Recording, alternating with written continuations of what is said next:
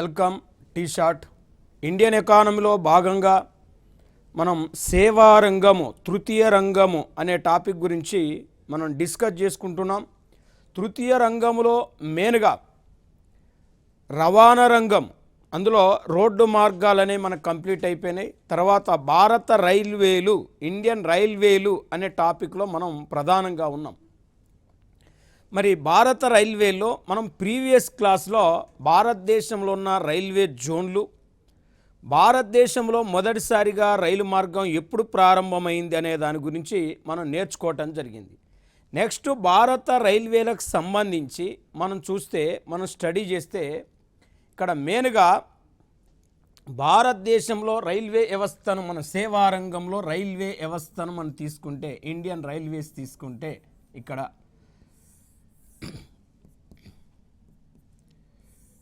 Main ఇక్కడ భారతదేశంలో ఇక్కడ రైలు అంటే కోచ్ ఫ్యాక్టరీలు, భారతదేశంలో రైలు కోచ్ ఫ్యాక్టరీలు ఎక్కడున్నాయంటే వాస్తవానికి పంజాబులోని కపుర్తల్లో ఒక ఫ్యాక్టరీ ఉంది. తర్వాత తమిళనాడు రాష్ట్రంలో పెరంబూర్లో ఒక ఫ్యాక్టరీ ఉంది. అంటే రైల్వే కోచ్ ఫ్యాక్టరీస్ ఎక్కడున్నాయని అడిగినప్పుడు అంటే పంజాబులోని కపుర్తల్లో ఒక రైల్వే కోచ్ ఫ్యాక్టరీ ఉంది, తమిళనాడులోని పెరంబూర్లో మరొక కోచ్ ఫ్యాక్టరీ ఉంది. దీని తర్వాత మనకు మూడో న్యూ కోచ్ ఫ్యాక్టరీని మనకు కర్ణాటక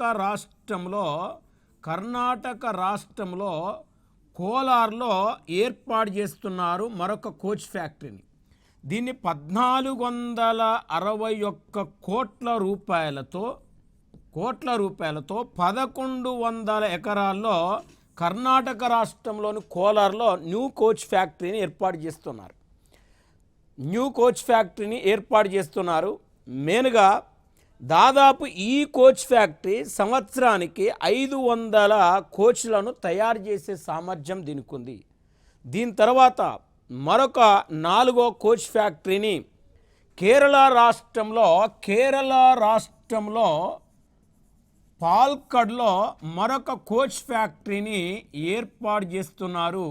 ఈ కోచ్ ఫ్యాక్టరీ జపాన్ టెక్నాలజీతో రైలు పెట్టెలను తయారు చేస్తుంది. ఈ కోచ్ ఫ్యాక్టరీలో జపాన్ టెక్నాలజీని వాడబోతున్నారు. మరి ఇది మనం గుర్తుపెట్టుకోవాలి. పాల్కడ్లో ఒక కోచ్ ఫ్యాక్టరీ ఉంది, కోలార్లో ఒక కోచ్ ఫ్యాక్టరీ ఉంది, దాని తర్వాత పెరంబూర్లో కోచ్ ఫ్యాక్టరీ ఉంది, కపుర్తల్లో ఒక కోచ్ ఫ్యాక్టరీ ఉంది. మొత్తం 4 కోచ్ ఫ్యాక్టరీలు ఉన్న ఇండియాలో రైలు పెట్టెలు తయారు చేసే కర్మాగారాలు. నెక్స్ట్ మనం చూస్తే భారత ప్రభుత్వం 2009వ సంవత్సరంలో ఆదర్శ రైల్వే స్కీమును స్టార్ట్ చేసింది. అంటే ఆదర్శ రైల్వే స్కీమ్ ఇక్కడ 2009వ సంవత్సరంలో కేంద్ర ప్రభుత్వం ప్రారంభించిన పథకం పేరు ఆదర్శ రైల్వే స్కీమ్. అంటే ఆదర్శ రైల్వే స్కీమును స్టార్ట్ చేయటంలో ఉద్దేశం ఏంటంటే వాస్తవానికి రైల్వే స్టేషన్లో త్రాగునీటి సదుపాయం కల్పించడం, ప్లస్ మరుగుదొడ్లను కల్పించడం, ప్లస్ వెయిటింగ్ రూములను నిర్మించడం, మరి రైల్వే స్టేషన్లో డర్మెటరీ సదుపాయాలు కల్పించడమే ఆదర్శ రైల్వే స్కీమ్ యొక్క ప్రధాన ఆశయము. ఆ ఉద్దేశంతో 2009వ సంవత్సరంలో కేంద్ర ప్రభుత్వం ఆదర్శ రైల్వే స్కీమును కూడా లాంచ్ చేసింది. ఇంకా నెక్స్ట్ మనం చూస్తే మన ప్రభుత్వం ఈ బొంబాయి నుండి అహ్మదాబాద్ల మధ్య అంటే మహారాష్ట్రలోని బొంబాయి, గుజరాత్లోని అహ్మదాబాద్ల మధ్య బుల్లెట్ ప్రూఫ్ రైలు మార్గాన్ని నిర్మించడానికి 2015వ సంవత్సరంలో ప్రతిపాదించింది. అంటే దాదాపు ఈ బొంబాయి నుండి అహ్మదాబాద్ మధ్య గంటకు 320 కిలోమీటర్ల వేగంతో నడిచే బుల్లెట్ ప్రూఫ్ రైలు మార్గాన్ని వేస్తున్నారు. దీని మొత్తం పొడవు 508 కిలోమీటర్లు. అంటే ఈ బొంబాయి నుండి అహ్మదాబాదు చేరుకోవటానికి మొత్తం 12 స్టేషన్లు ఉంటాయి, రైల్వే స్టేషన్లు ఉంటాయి. మరి 508 కిలోమీటర్లతో 320 కిలోమీటర్ల వేగంతో ప్రయాణించే బుల్లెట్ ప్రూఫ్ రైలు మార్గాన్ని నిర్మించడానికి 2015లోనే కేంద్ర ప్రభుత్వం ప్రతిపాదనలు చేసింది. మరి ఇదొక అంశాన్ని మనం గుర్తుపెట్టుకోవాలి. ఇవాళ భారతదేశంలో వందే భారత్ రైళ్లను చూస్తే మొదటి వందే భారత్ రైలు అనేది 2019 ఫిబ్రవరి 15న ఢిల్లీ నుండి వారణాసిల మధ్య నడిచింది. మొట్టమొదటి వందే భారత్ రైలు ఎక్కడ ఏ నగరం నుంచి స్టార్ట్ అయ్యి ఏ నగరంలో ముగిసింది అంటాడు.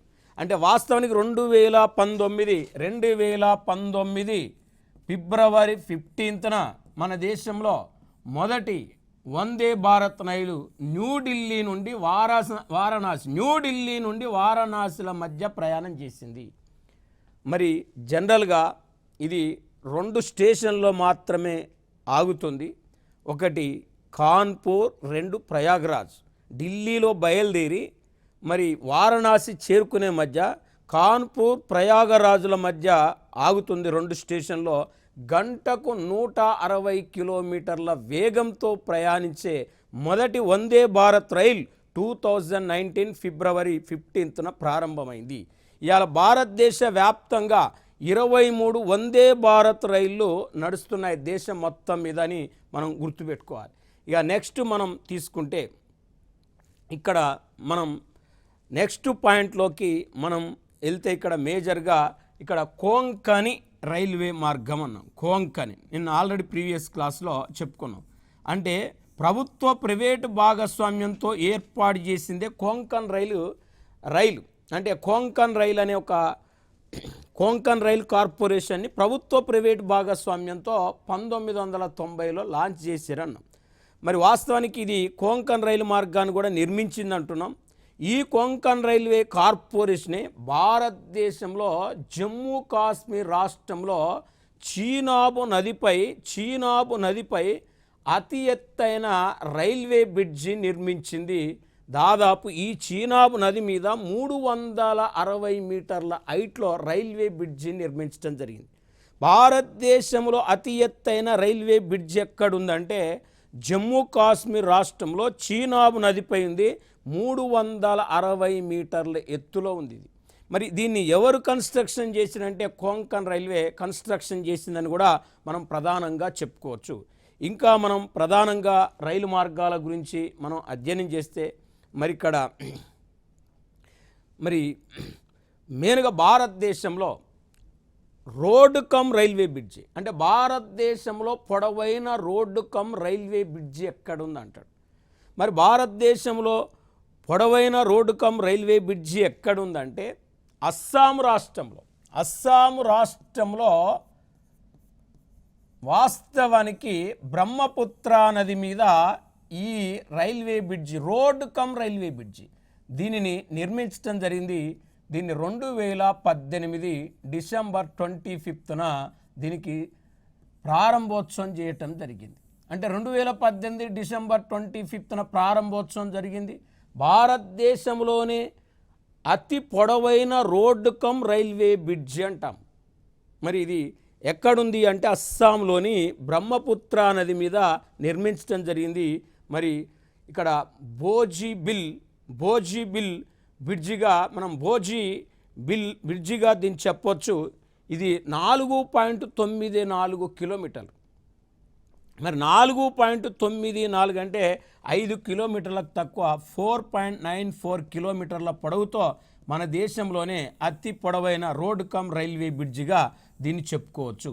ఇప్పుడు నెక్స్ట్ మనం తీసుకుంటే సేతు భారత్ ప్రాజెక్టు గురించి మనం అధ్యయనం చేస్తే, స్టడీ చేస్తే 2016 మార్చి 4న ఇది ప్రారంభమైంది. అంటే 2016 మార్చి 4న సేతు భారత్ ప్రాజెక్ట్ అనేది ప్రారంభమైంది. సేతు భారత్ ప్రాజెక్టును నిర్మించడంలో ఉద్దేశం ఏందంటాడు. అంటే వాస్తవానికి 2019 అంటే 2019 నాటికి, అంటే ఇది ప్రారంభమైంది 2016 మార్చి 4న ప్రారంభమైంది కాబట్టి 2019 నాటికి భారతదేశంలో రైల్వే క్రాసింగ్ లైన్ బ్రిడ్జిలు, అంటే రైల్వే క్రాసింగ్ లైన్ బ్రిడ్జిలను నిర్మించడం, అంటే రైల్వే క్రాసింగ్ లైన్ బ్రిడ్జిలను నిర్మించడమే దీని యొక్క ప్రధాన ఆశయం. అంటే ఈ సేతు భారత్ ప్రాజెక్టు కింద దాదాపు దేశవ్యాప్తంగా 20,800 కోట్ల రూపాయలతో 200 రైల్వే క్రాసింగ్ బ్రిడ్జీలను నిర్మించాలి. రైల్వే క్రాసింగ్ బ్రిడ్జీలను నిర్మించాలి. అంతేకాకుండా బ్రిటిష్ వాళ్ళ కాలంలో నిర్మించిన అతి పురాతనమైన వంతెనలు, అంటే శిథిలావస్థకు చేరుకున్న అతి పురాతనమైన వంతెనలు ఇక్కడ వాస్తవానికి 1500 వంతెనలు, 1500 వంతెనలు, పాత వంతెనలు ఉన్నాయి. ఈ పాత వంతెనలను తొలగించి వీటి స్థానంలో కొత్త వంతెనలు నిర్మించాలి. అంటే బ్రిటిష్ వాళ్ళ కాలంలో నిర్మించిన అతి పురాతనమైన శిథిలావస్థకు చేరుకున్న ఆ పాత వంతెనలను తొలగించి వాటి ప్లేస్లో మరొక 1500 కొత్త వంతెనలు నిర్మించే ఉద్దేశంతో ఇక్కడ మనకి ఈ ప్రాజెక్టు సేతు భారత్ ప్రాజెక్ట్ అనేది మనకు స్టార్ట్ అయింది. వాస్తవానికి ఈ 1500 బ్రిడ్జిలు నిర్మించడానికి 30,000 కోట్లు ఖర్చు అవుతుంది. 30,000 కోట్లు అంటే మొత్తం ఈ సేతు భారత్కి, అంటే రైల్వే క్రాసింగ్ బ్రిడ్జీలు 200 నిర్మించాలి, పాత బ్రిడ్జీలు 1500 నిర్మించాలి. మొత్తం ఈ సేతు భారత్ ప్రాజెక్టుకు కేటాయించింది ఎంత అంటే 50,800 కోట్లతో ఈ రైల్వే క్రాసింగ్ బ్రిడ్జిలను మరియు పాత బ్రిడ్జిలను నిర్మించే ఉద్దేశంతో సేతు భారత్ ప్రాజెక్ట్ అనేది ప్రారంభమైందని మనం చెప్పుకోవచ్చు. నెక్స్ట్ మనం చూస్తే రోడ్డు మార్గాలు, మనం రైలు మార్గాల గురించి నేర్చుకున్నాం. ఇక్కడ మనకు వైమానిక రవాణా, ఈ వైమానిక రవాణాను మనం పరిశీలిస్తే ఎయిర్ ట్రాన్స్పోర్ట్ అంటాం. ఎయిర్ ట్రాన్స్పోర్ట్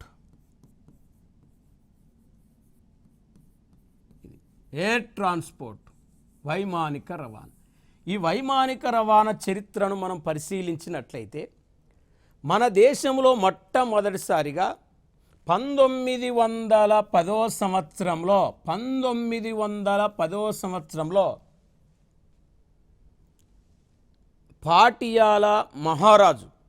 పాటియాలా చెందిన ఒక మహారాజు భూపేందర్ సింగ్, ఈ భూపేందర్ సింగ్ సొంత విమానంలో ప్రయాణం చేయటం జరిగింది. అంటే ఆయన పాటియాలకు చెందిన ఒక రాజు, ఆయన ఒక సొంత విమానంలో ప్రయాణం చేయటంతో మన దేశంలో గగనతల రవాణా వ్యవస్థ, గగనతల రవాణా వ్యవస్థ ప్రారంభమైందని చెప్పొచ్చు. అంతేకాకుండా 1911 ఫిబ్రవరి 18వ తారీఖు నాడు మరి అలహాబాద్ అండ్ నైనిటాల్ ఈ ప్రాంతాల మధ్య ఒక పైలట్ 10 కిలోమీటర్ల దూరంతో, అంటే 10 కిలోమీటర్లు విమానంలో ప్రయాణించడం జరిగింది. కాబట్టి ఇక్కడ మన దేశంలో గగనతల రవాణా వ్యవస్థ ప్రారంభమైందని చెప్పొచ్చు. అంటే 1911లో అలహాబాద్ అండ్ నైనిటాల మధ్య ఒక మహారాజు, ఒక వ్యక్తి, ఇక్కడ ఒక పైలట్ 10 కిలోమీటర్ల దూరం ప్రయాణం చేసిండు విమానంలో. అప్పుడే దేశీయ గగనతల రవాణా వ్యవస్థ అనేది ప్రారంభమైంది. తర్వాత 1948 జూన్ 8వ తారీఖు నాడు బొంబాయి లండన్ల మధ్య, అప్పుడు బొంబాయి ఇప్పుడు ముంబాయి, అంటే బొంబాయి అండ్ లండన్ల మధ్య ఇక్కడ తొలిసారిగా ఒక అంతర్జాతీయ విమానం అనేది ప్రయాణించింది. అంటే బొంబాయి లండన్ల మధ్య మొదటిసారిగా వైమానిక రవాణా ఎప్పుడు స్టార్ట్ అయింది అంటే వాస్తవానికి 1948 జూన్ 8న. అంటే ఇది అంతర్జాతీయ గగనతల రవాణా అని చెప్పొచ్చు. ఇది దేశీయ గగనతల రవాణా 1911లో స్టార్ట్ అయితే అంతర్జాతీయ గగనతల రవాణా వ్యవస్థ ఇక్కడ 1948లో బొంబాయి లండన్ల మధ్య మన దేశంలో మొదటిసారిగా అంతర్జాతీయ విమానం అనేది ప్రయాణించడంతో అంతర్జాతీయ వైమానిక సేవలు ప్రారంభమైనవి అని చెప్పుకోవచ్చు. అయితే వైమానిక వ్యవస్థపై, గగనతల వ్యవస్థపై 1950 సంవత్సరంలో అంటే 1950 సంవత్సరంలో కేంద్ర ప్రభుత్వం రాజ్య అధ్యక్షతన ఒక కమిటీ వేసింది. అంటే గగనతల రవాణా వ్యవస్థపై 1950లో కేంద్ర ప్రభుత్వం నియమించిన కమిటీ ఏందంటాడు, రాజ్య అధ్యక్ష కమిటీ నియమించింది. ఈ రాజ్య అధ్యక్ష కమిటీ సిఫారసులు అనుసరించి ఇక్కడ గగనతల రవాణా చట్టంను 1953లో గగనతల రవాణా చట్టాన్ని కేంద్ర ప్రభుత్వం తీసుకొచ్చింది. గగనతల రవాణా చట్టం. మరి గగనతల రవాణా చట్టము ఎప్పుడు వచ్చిందంటే 1953లో తీసుకొచ్చారు. మరి ఈ గగనతల ఈ రవాణా చట్టాన్ని మనం పరిశీలిస్తే ఈ చట్టం ప్రకారం ఎయిర్ ఇండియా ఇండియన్ ఎయిర్లైన్స్ను ఏర్పాటు చేశారు. ఎయిర్ ఇండియా ఇండియన్ ఎయిర్లైన్స్ని ఏర్పాటు చేశారు అంటున్నాం. ఇక్కడ చూడండి, ఎయిర్ ఇండియా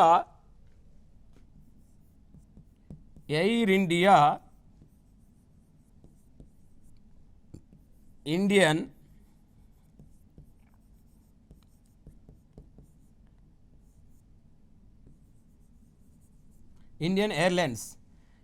ఎయిర్లైన్స్ ఈ రెండు సంస్థలను ఏర్పాటు చేశారు. Air India, Indian airlines.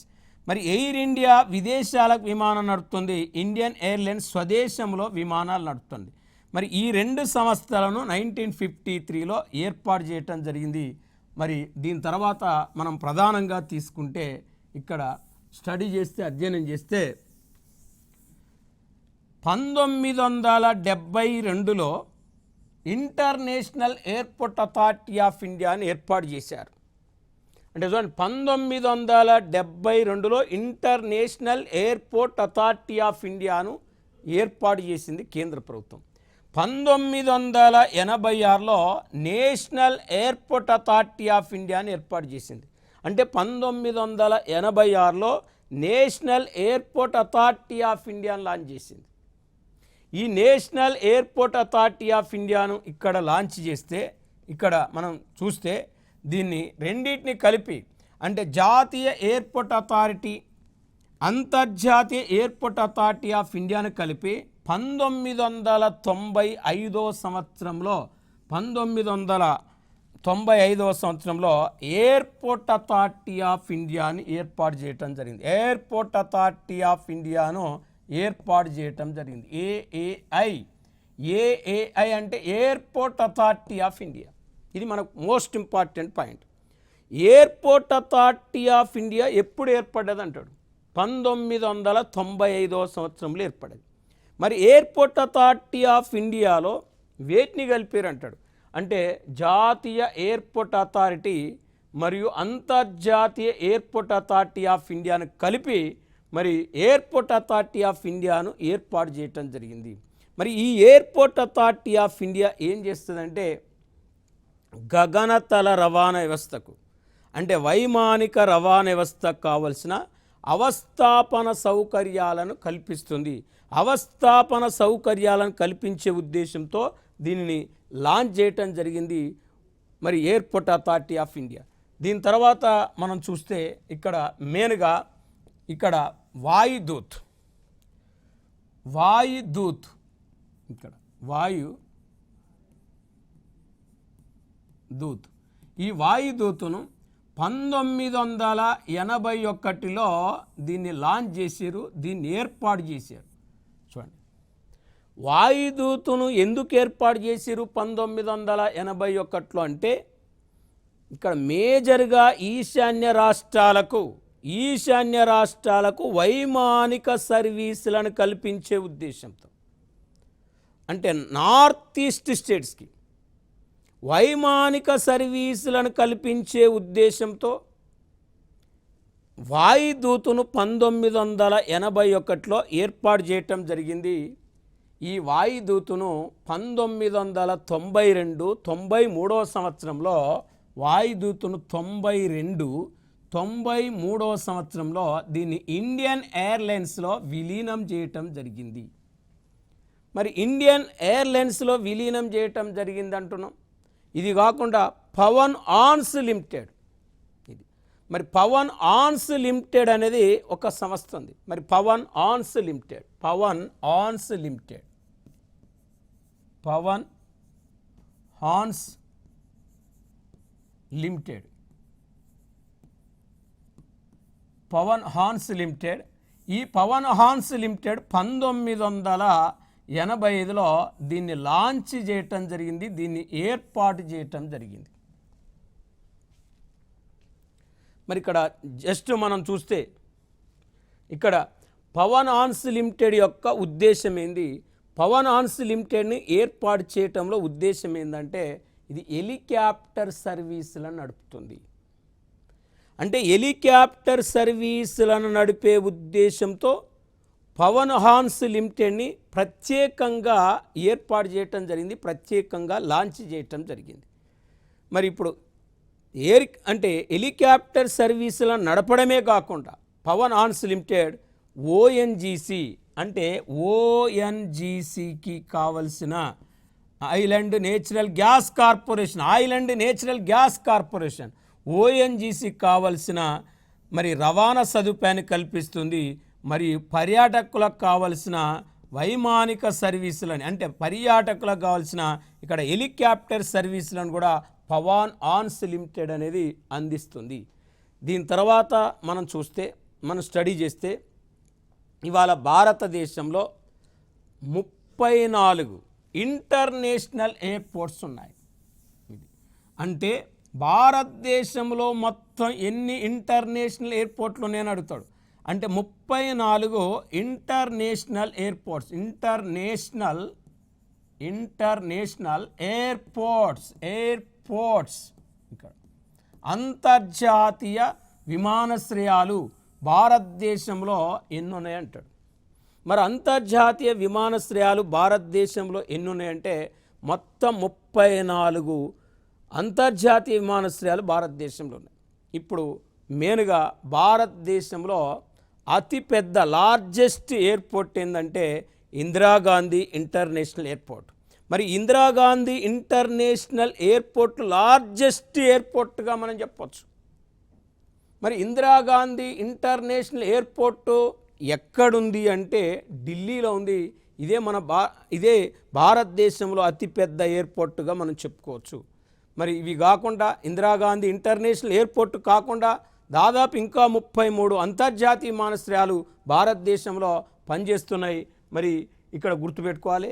Next మనం చూస్తే టాటా విస్టా. ఇక్కడ టాటా విస్టాను మనం స్టడీ చేస్తే, టాటా విస్టా గురించి మనం అధ్యయనం చేస్తే ఇక్కడ టాటా విస్టా అనేది 2015 జనవరి 9న టాటా విస్టాను లాంచ్ చేశారు. అంటే 2015 జనవరి 9న టాటా విస్టాని లాంచ్ చేసిరు అని చెప్తున్నాం. అంటే టాటా విస్టాను లాంచ్ చేయటంలో ఉద్దేశం ఏంది అంటే దేశీయ విమానయాన సర్వీసులను నడపడం. అంటే మన దేశంలో విమానయాన సర్వీసులను నడిపే ఉద్దేశంతో టాటా విస్టా అనే ఒక కార్యక్రమాన్ని 2015 జనవరి 9న తీసుకురావటం జరిగింది. ఈ టాటా విస్టాలో టాటా గ్రూప్ యొక్క వాటా 51% ఉందండి. టాటా గ్రూప్ యొక్క వాటా 51% ఉంది. మరి టాటా గ్రూప్ యొక్క వాటా 51% ఉంటే వాస్తవం సింగపూర్ ఎలియన్స్ వాటా అంటే సింగపూర్ ఎలియన్స్ యొక్క వాటా మనం చూస్తే 49% సింగపూర్ ఎలియన్స్ యొక్క వాటా ఉంది. అంటే వీళ్ళిద్దరు సహకారంతో భాగస్వామ్యంతో ఇక్కడ టాటా విస్టాను దేశంలో వైమానిక సర్వీసులను నడిపే ఉద్దేశంతో దీన్ని ప్రారంభించటం జరిగింది అని కూడా మనం చెప్పుకోవచ్చు. మరి ఇక్కడ అంటే ఇప్పుడు ఉమ్మడి భాగస్వామ్యం ఉంటుంది దాన్ని, అందుకే దీన్ని ప్రారంభించడం జరిగింది. భారతదేశంలో గ్రీన్ఫీల్డ్ విమానాశ్రయాలను కూడా అభివృద్ధి చెయ్యాలని కూడా టాటా విస్టానే నిర్ణయించింది. గ్రీన్ ఫీల్డ్ ఎయిర్పోర్ట్, హరిత ఎయిర్పోర్ట్లను కూడా ప్రారంభించాలని కూడా టాటా విస్టాను అంటే టాటా విస్టాను ఎందుకు లాంచ్ చేసిరు అంటే గ్రీన్ ఫీల్డ్ ఎయిర్పోర్ట్లను అభివృద్ధి చేసే ఉద్దేశంతో ప్రారంభించటం జరిగింది. మరి ఇది వైమానిక రంగంలో మనం ఒక అంశం గురించి అధ్యయనం చేసినాం. ఇప్పుడు మనం జనరల్గా చూస్తే షిప్ యార్డ్, ఓడరేవులు అనే దాంట్లోకి మనం వస్తే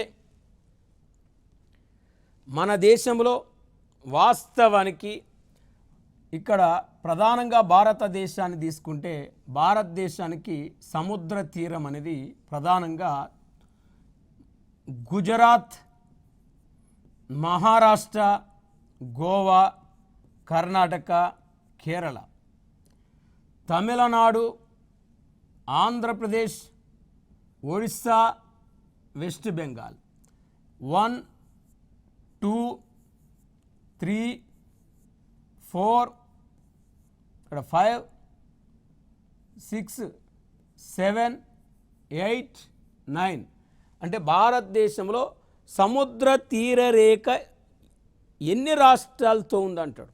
అంటే సముద్ర తీర రేఖ కలిగిన రాష్ట్రాలు ఎన్ని అంటే 9.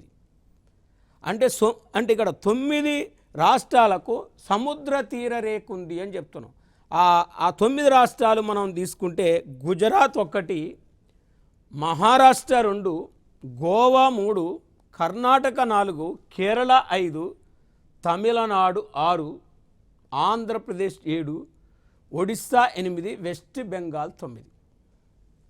ఇది మరి ఇప్పుడు భారతదేశంలో సముద్ర తీరరేఖ గుజరాత్కి ఎక్కువ ఉంది. మరి తర్వాత సముద్ర తీరరేఖ ఎక్కువ రాష్ట్రం ఆంధ్రప్రదేశ్. అతి తక్కువ సముద్ర తీరరేఖ కలిగిన రాష్ట్రం ఏంటంటే గోవాకు అతి తక్కువ సముద్ర తీరరేఖ ఉంది.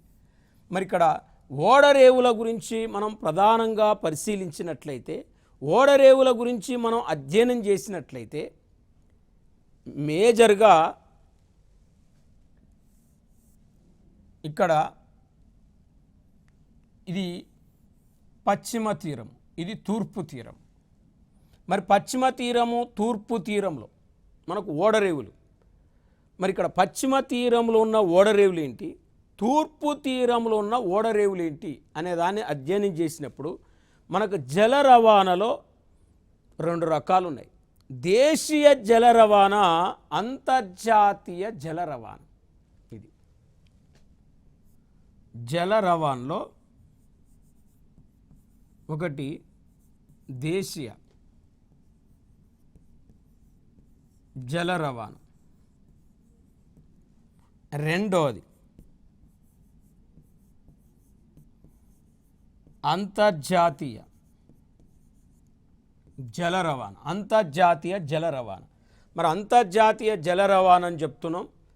ఇక్కడ మెయిన్గా దేశీయ జల రవాణాను అభివృద్ధి చేసే ఉద్దేశంతో కేంద్ర ప్రభుత్వం 1986లో ఇక్కడ మనకు ఏం ఏర్పాటు చేసింది, inland water authority of India